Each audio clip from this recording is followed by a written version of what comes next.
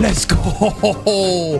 Oh man, not high damage, but that looks sick. Let's go. When MK released their Fatality, there was a lot of pissed off people, by the way. The reason being because it was pretty expensive for a Fatality, but now they've kind of reverted that with the update of season 2 invasions and everything going down that has been updated after the Omni-Man. They look like they're reverting back to a lot of stuff slowly, but they're getting there. I think they're seeing just a lot of backlash from MK1, especially since when the comparisons are going all the way and trying to compare it to MK11. Now, the cool thing is right now is the fact that instead of just getting that singular Fatality, if you already purchased it, I believe you get that full bundle. Now, on IGN, it shows that they are confirming the price and release date for being November 17th, and it's going to be for 1,200 dragon crystals, about $9.99. So on November 17th, and you're going to get Halloween, Thanksgiving, and winter fatalities. So that's kind of if you didn't get the actual Halloween one yet. So I'm assuming if you already have it, from what the Twitter was saying, I feel that you already have the full bundle now. You'll just have it unlocked. Based on how they do the rollouts, though, it might be random on how that's all going. So as you can see, like basically they already had a lot of leaks going down on Twitter showing all that stuff off too. What this is very, I guess, amusing to me. It says the announced price of the bundle is considerably cheaper than $30 that some Mortal Kombat 1 fans speculated it might cost. So a lot of people were saying like, oh man, is it gonna be 30 bucks? Because they're just gonna triple it all together.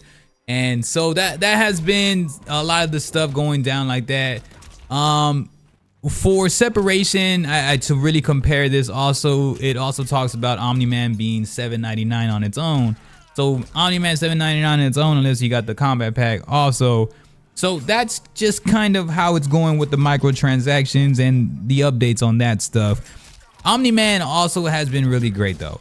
I feel that he is somebody that is really elevating my gameplay, my thought process, and my creativity. I have been playing with him a lot. Now he's really, and if you've seen in my previous video, I talk about that he's not necessarily like overpowered. I know a lot of people use Kung Lao with him a lot in Combat League, but I don't think he's necessarily overpowered right now. And I don't think, in True Underdog Gaming, I'm gonna quote him, he says that Omni-Man's not even really like a top 3 character, which kind of is a fair balance for a DLC.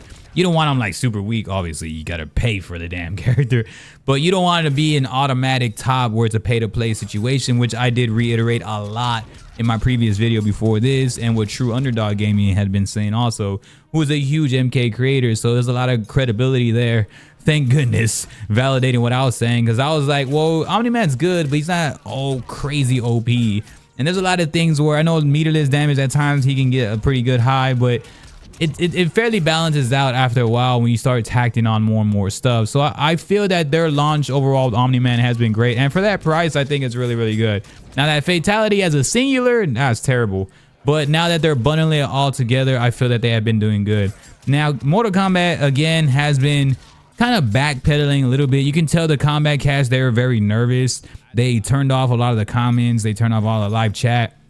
I believe they are recognizing how much backlash they're getting, even as it goes all the way back into comparisons with MK11, which we also made a video about. So if y'all want to check that out too, where MK1 has been comparing so much to MK11, especially in the Twitter world. It has been going wild because, again, very limited content, very limited in terms of skins and just everything. And people were just completing the game so fast with season 1 invasions and cinematic story, and we were just left wondering for more. Aside from the gameplay, which MK1 is phenomenal gameplay, there was lacking in a lot of those aspects and just a lot of bugs, a lot of broken stuff. So now they've kind of backpedaled a bit, gave us a little bit more stuff, got the season 2 invasions rolling now, went back on a lot of, there's so many invasions updates, patches of course on characters, on who was broken. I mean, they're still fixing stuff, but because people are going to try to find out broken stuff as fast as they can. So I mean, I'm sure they're getting on it slowly again. Then also Combat League going 2 out of 3, which is also huge in my opinion, just because I feel that Combat League is something that man, if you're like me and you're at home playing Combat League, you want it to be as fast as you can. Like, we're adults and we want to play. But if you're younger and you're just like literally making a living off of MK1, dude, I understand that you want Combat League to be the best of 5, I believe. Yeah, best of 5. Because you get to recognize your character, your opponent, you get to study them, you get to get a feel for like the realism of actually being in tournaments, and I understand all of that. But if you're somebody like me, casual, we love it, that wanted to grind and had an aspiration to grind and to share our story to be grinding in Combat League, we just couldn't do it a best of 5. Sometimes, like, there was many times I was going like back to back to back while I was going through all 5 matches, and it took like I don't even know how long that took. I know it took like literally longer than 40 minutes plus for sure. And it just took way too long. And especially when if I were to want to quit at some point or something, it was just like, yeah, it just, that process was way too long to where I couldn't do it personally. But again, I'm not everybody. Everybody has their own view on it, especially those that are really fighting for it. But again, I have a business. I do stuff. It's just, I have too much on my plate. And so 2 out of 3 for me is dope. And so I know they reverted back to that for a little while. Well, I don't know. Was that a revert? That's the way it was in MK11, right? I believe so. When I was doing Combat League, I think so, right? Am I wrong? I don't know. Flame me for that. I already forgot MK11, to be honest. But yeah, that's how that has been going down. But aside from any other updates, we haven't gotten too much really talk yet. Aside from this Friday having some of that. Again, though, Combat Cast had been... They were really walking on eggshells on that last one before Omni-Man. And then the Omni-Man release was pretty sloppy, like Xbox. I was so pissed that Xbox, we got him later. And it kind of broke my heart because, everybody was learning him for like half the day. And so I was somebody that was trying to like learn him as quick as I can because we see all of our shorts content. Man, we had tons of combos on Omni-Man. We're just learning and learning. And it really sucked that rollout was like that when we paid for the early access. But we eventually got them way later, like in the day. But again, I hope their rollout's better. I hope they do it like the day before where you had to actually update the game and then get the full character going. I don't know. They're real sloppy on that. So hopefully they get better at that. And other than that, though, I feel, again, they were real hesitant during that Combat Cast. I feel that they know people are pissed off at them. And rightfully so, but again, we all love Mortal Kombat. It's because we're passionate about it. We wanted to do better, and so we want to keep supporting that. And hopefully, they just keep bringing us that. Because gameplay, we don't have a lot of issues with. I mean, aside from broken characters, but there's a lot of enjoyment there. We just want content, more like far more lore. Right? We're always asking for Jade and Sonya's playable, Serena's playable characters. So hopefully they could just jump in on that and give us more and more. Hopefully when they roll out like that first combat pack again, because they're promising 4 years plus of actual like continuation and support of this game.